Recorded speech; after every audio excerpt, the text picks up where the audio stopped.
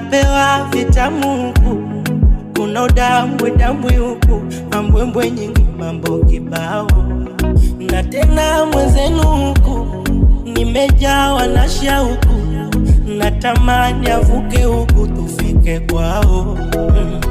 Mina ye kitambo tushamshinda shetani, na mambo ya kwetu ya ndani hayatoki nje, ni ya ndani kwa ndani.